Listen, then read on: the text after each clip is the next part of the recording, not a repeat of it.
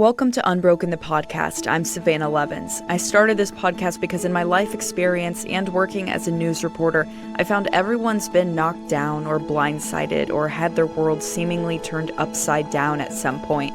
And for many people, it's cathartic to talk about their experiences out loud. And likewise, it can be therapeutic to hear other people's stories and know that there is light at the end of all darkness. If you have a story you'd like to share on the podcast, I'd love to hear from you. Just email unbrokenthepodcast@gmail.com and please rate, review, and subscribe. Today on the podcast, we have Kristin. Kristin had several rough patches growing up. She even lived in her car for a while. But she pushed forward, she persevered, and she focused on what she could change. And now she's created a nonprofit community that's encouraging people to do the same. Here's Kristin. All right, today on the podcast, we have Kristin. Kristin, thank you so much for coming on. I appreciate it. Of course. Thanks for having me. So you have this really cool kind of program you're starting up called Hello Pieces. In summation, real quick, could you tell me a little bit about what that is? Yeah, sure. So it's a nonprofit organization that is based on supporting those who don't have anywhere to go. Mm-hmm. So full inclusion, we're not going to judge. It's a judgment-free zone. We actually are launching pretty soon, but I could definitely talk for years and years about that. Yeah, and you reached out to me about this, and I love the idea, and again, we'll get into it a little later on. What was the inspiration? Because you said you kind of had a little bit of a rough go of it in your childhood, right? Well, yeah.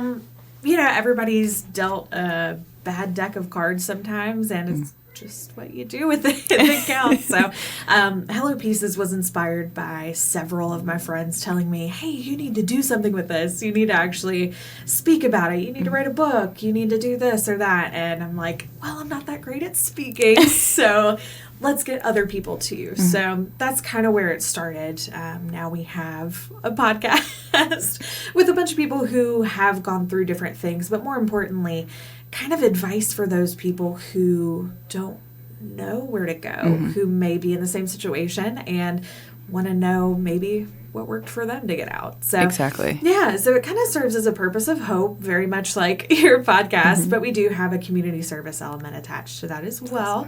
So that's maybe a little bit where it differs. Mm-hmm. But yeah, so it kind of started out as me just not really talking too much about my history. Yeah. I mean, what inspired this? Was it something that you felt like your story you kind of bottled up for a long time, so you wanted to create a community where other people didn't have to do that? Yeah, absolutely. So whenever I was in school, all this stuff was happening and didn't really talk about it. Mm-hmm. No one ever really brought it up. No one was like, hey, are you okay? Obviously, my family knew what was going on, but I guess they were so wrapped up in whatever was happening or trying to not bring it up that I didn't have anybody to talk to. So I don't want anybody else to feel that way. And I've talked to so many other people who have gone through absolute chaos, and they're like, thank you for asking. Mm-hmm. So, me being in that situation and knowing how I felt, it was kind of the start of a movement to abolish that bottled up feeling, quote unquote. Yeah. So, if you feel comfortable, could you tell a little bit about your story and some of those struggles that you were referencing? Yeah, I actually haven't talked publicly about it in quite some time, so we'll see if I stay on track.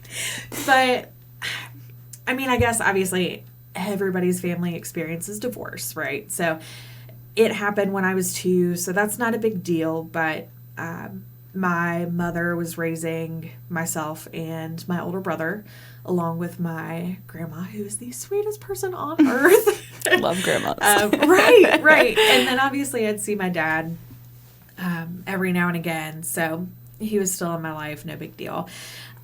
Stuff really started happening, I guess, closer to 8 or 9 years old, somewhere around there. There was addiction in the family, and confidentiality's sake, I'm not going to mention who, but it was a big impact on our family, and the drama that comes with that was insane. And that's like a hard age for you to be dealing with something so heavy and adult, Yeah. And I just remember somebody picking me up from camp one day and showing me a picture of my family member's mugshot. which that person has apologized for, because at a young age, that's kind of a... Yeah, they shouldn't have shown. Oh, my God. Yeah. And that happened a little later, the whole mugshot part. But there were a couple of people in my life that, we wish maybe wouldn't have been a part of my life. So, for example, stepdad. He and my mom got married right around when I was 9. And I just remember, that icky feeling whenever something bad happens, or you feel like something bad's going to happen. I always had that feeling with him, and I'm pretty sure my older brother did too. But it turns out he was kind of abusive. And it's not really something that you can talk to somebody about at your age, because they just think, oh, you're a kid, you probably deserved it, you probably screwed up somehow. Yeah. Well, and even as a kid, like, to bring that up, especially about someone that, and I've had guests on this podcast before who that literal exact same thing has happened, and they felt like, well, this is the person that my mom or my family member picked, and like, who's going to believe me at that age? Exactly. Yeah. So stuff like that. Unfortunately, that did happen, and to this day, I don't really think anybody actually knows what happened, just because I don't talk about it. It's so far in the past. But then I remember one specific time he actually broke the towel bar, and it was like freaky. It was real scary. But anyway, there were other things, and you just never want to mention it, right? Yeah.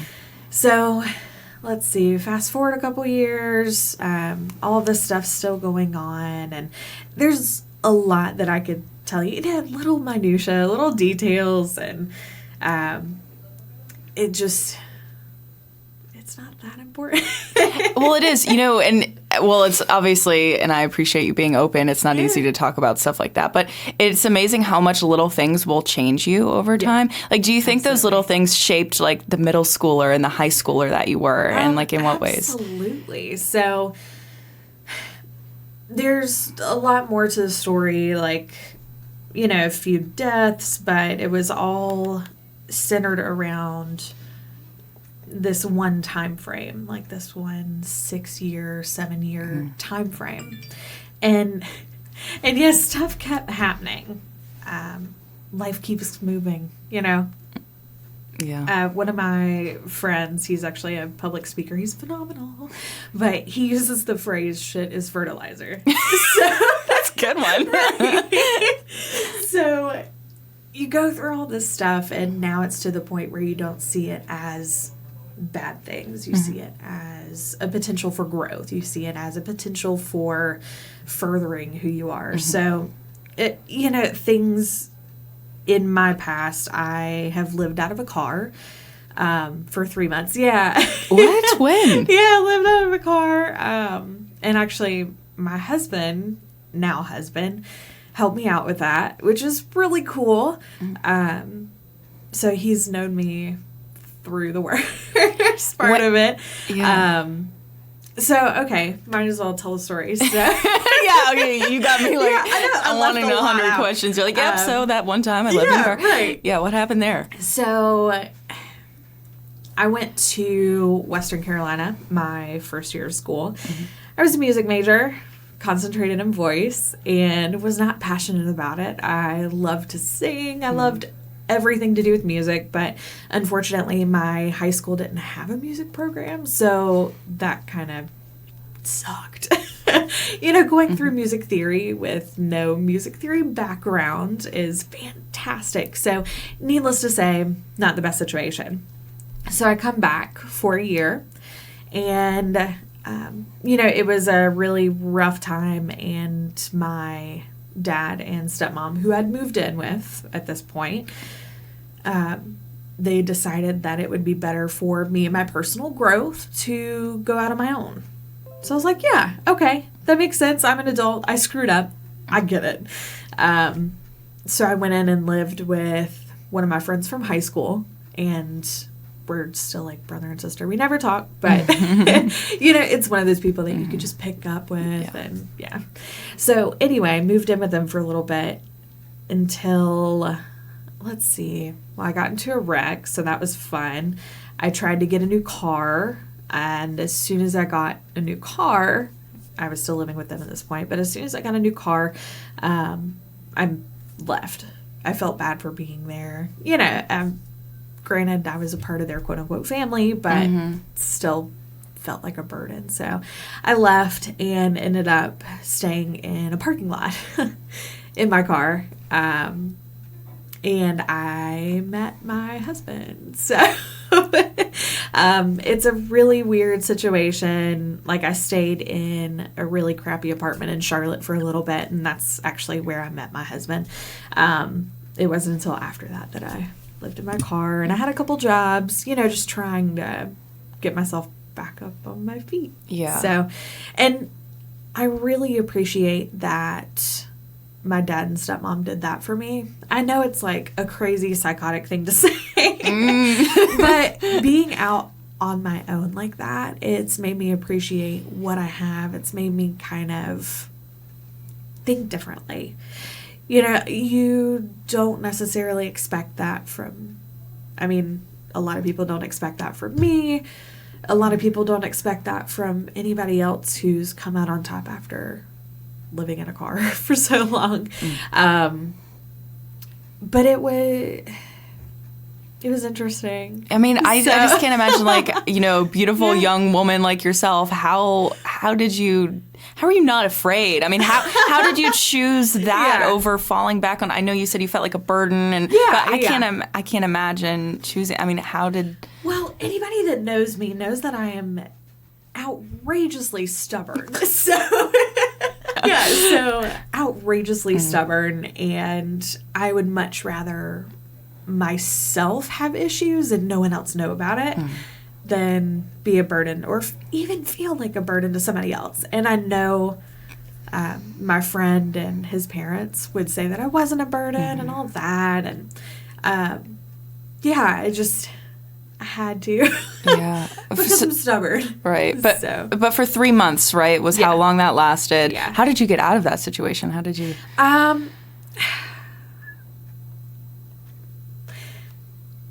It's hard to kind of go back and think what exactly led to that point, but it was all these little pieces, kind of like a clock, coming together.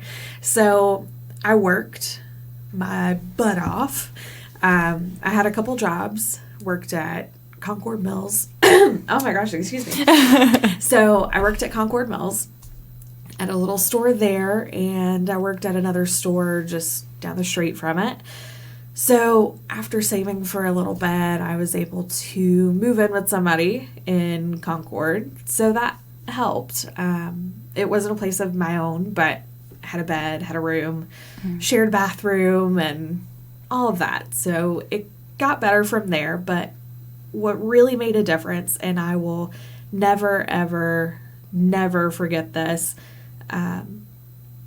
I still have my laptop from college, which was awesome, but now and again I would be able to play movies off of it and whatever. But there was one time I was looking at good old Craigslist for jobs up near Western. I wanted to go back to school.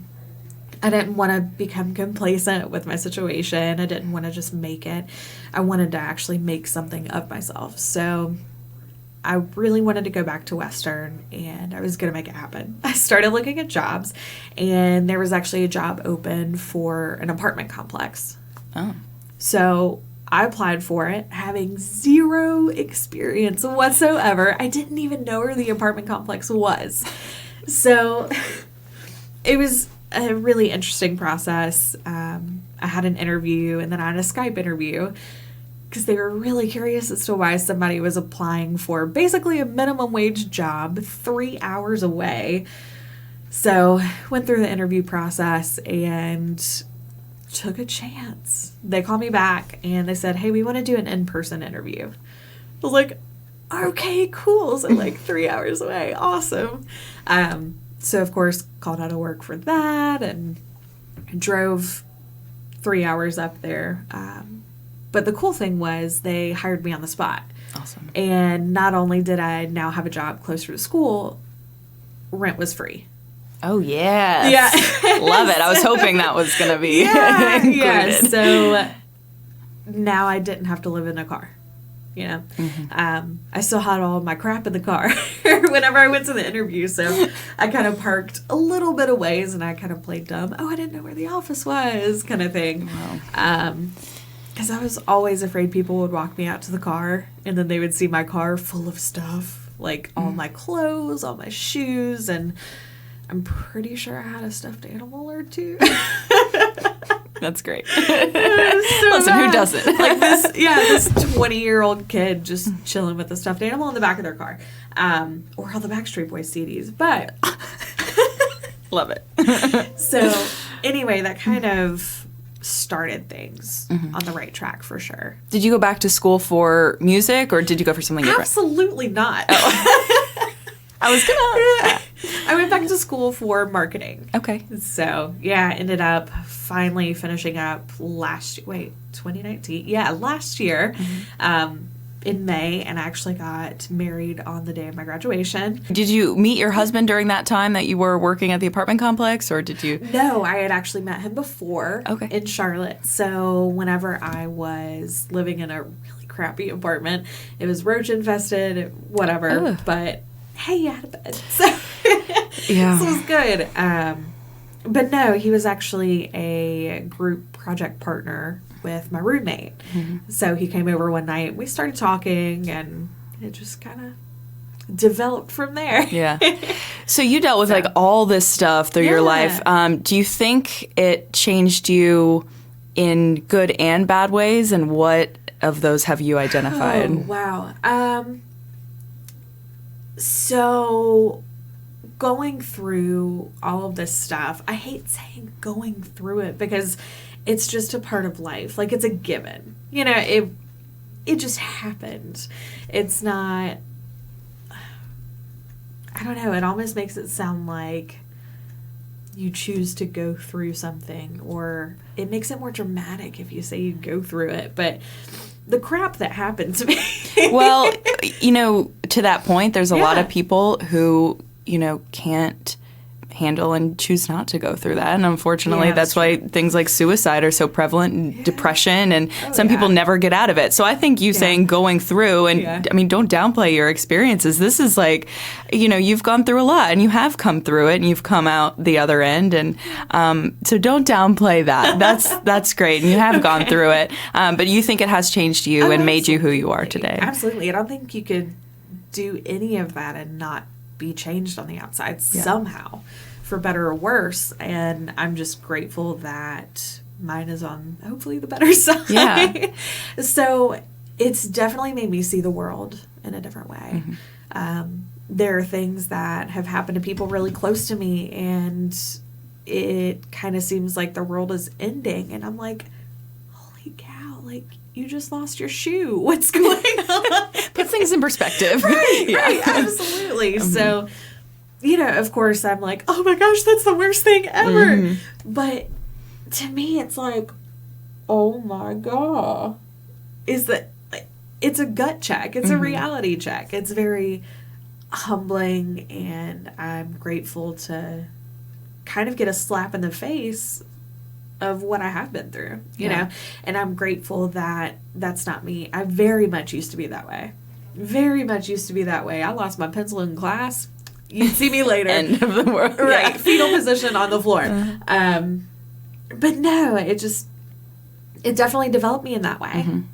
I think the flip side of it, as far as the negative part is concerned, it kind of, you know, for people who are facing, to me, minor things, I've gotten into the habit, and I get this from my father, so thanks, Dad.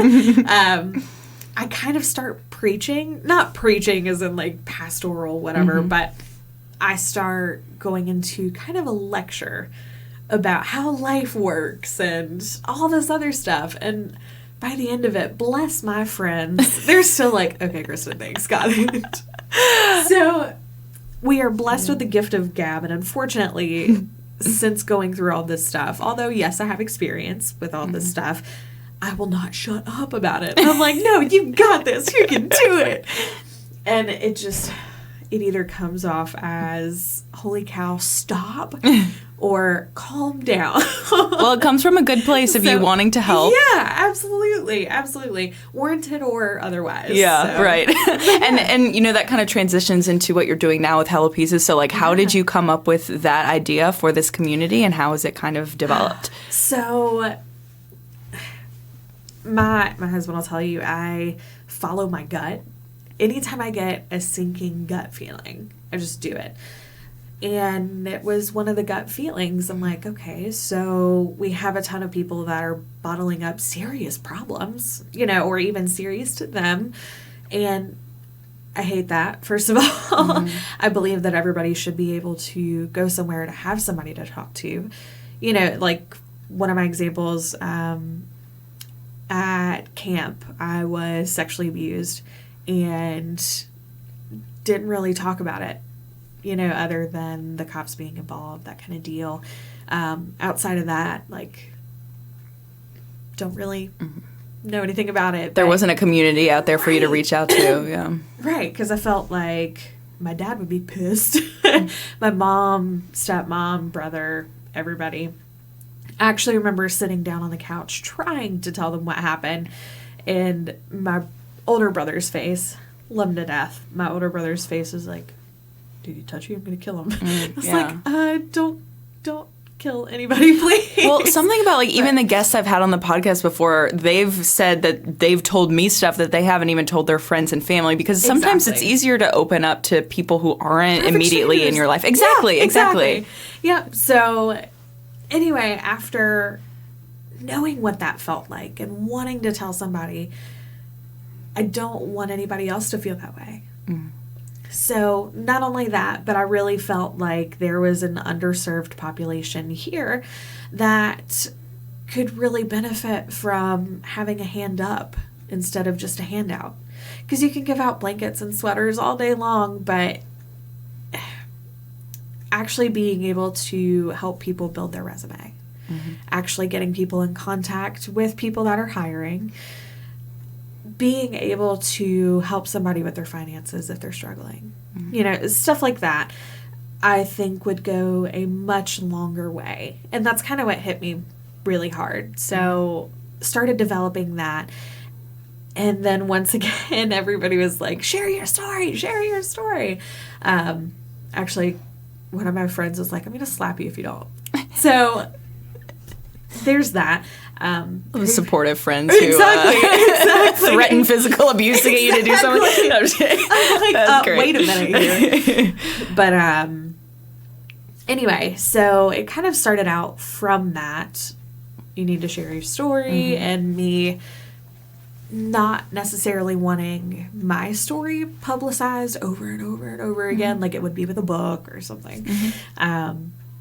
I wanted to share other people's stories, because I couldn't be the only one. My dad has been through far worse, you know, and I would love to know what my mom has been through and so on and so forth.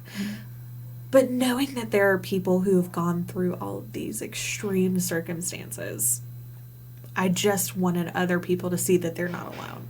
So that kind of started off the podcast portion. And now we have an online community where people can go to either vent or give advice if they've been in that position, or just give support. You know, sympathy and empathy go a long way. Amen. Yes. Long way. So it kind of started out from that. But. And you're officially launching next week, everything? Is that the plan? Okay. Yeah, so National Philanthropy Day is November 15th. Awesome. So that is our official launch day, and we're actually having a launch party the night before. So fun. Yeah. How can people get involved? Like, find you? Oh my gosh, hit me up. Is there like a certain, Facebook group or web page or something that you're directing people to? So hellopieces.org is a phenomenal way to get started. We have a volunteer section there. We are also on Instagram at hello_pieces. So either of those ways, fantastic ways to get involved. If you want to get involved with the launch party in particular, we are still needing a little bit of help with that. So definitely shoot me an email, go on the site, whatever. What's the inspiration behind the name Hello Pieces? Oh, Love. So a lot of people think that they're broken. They're broken into pieces, basically. And one thing I never want people to do is ignore those pieces. You know, by bottling up your feelings, you kind of push it down until it's not there. But we think you're not broken, you're beautiful. So you should embrace those pieces and move forward, right? Mm-hmm. So by naming our organization Hello Pieces, it's basically confronting those pieces of you that you think are broken and finding ways to either live with them, grow from them, find support in them. You know, it's coming to reality. I love that. Yeah. And moving forward. Definitely. So, well, I think the listeners of this podcast are going to relate to that a lot and love the community that you've built. So I'm so excited. HelloPieces.org, right? Yep. You okay. got it. And the last question I'll ask that I ask everyone is, you know, if there's someone listening going through a hard time, going through something really tough right now, is there any advice that you would give them today? Oh, gosh. Other than going to HelloPieces.org. No, I would definitely say grit is a huge part of it. Not stubbornness, completely different, but actually having the grit to either go forward or stay right where you are. If you don't like where you are, make changes. Mm-hmm. And on the other side of it, something they can't handle, only worry about what you can control. That's good. You know, one of my buddies, the same one I referenced earlier, talking about shit as fertilizer. I love that too. I'm going to remember that forever. Right. It sticks. But he says control the controllables. Controllables, not really a word, but, you know, focus on what you can change and forget the rest. Yeah. So if someone passes away, obviously that is a huge, huge loss, but you can't get them back. Yeah. You know, think about what they would want you to do. If you've gone bankrupt or, you know, been evicted, which has happened to me a few times, and you have to move on the spot or something like that, think about forward. Think about what you can do. Just don't get caught up into what's happening. Life's going to continue to happen. Bad things are going to continue to happen. So making more of yourself after that situation will take you further. Yeah. That's good advice. I mean, it is so easy to lose your happiness, to lose days, weeks, years, focusing on things that it's not going to matter. You can't change. Yeah. That's really good advice. Yeah. And just being stuck in kind of a woe is me, like this happened to me, I need time. Obviously, everybody needs time to heal. But taking that to an extreme and just using it as an excuse to not move forward with your life, that's the wrong move, bro. And on that note, that's Kristin, thank you so much for coming on, for being open about your story. And I love what you're starting, HelloPieces.org. Everyone go check it out. Thank you for coming on. Thank you. Thank you for having me. And thank you for listening to Unbroken, the podcast. We'll see you next time.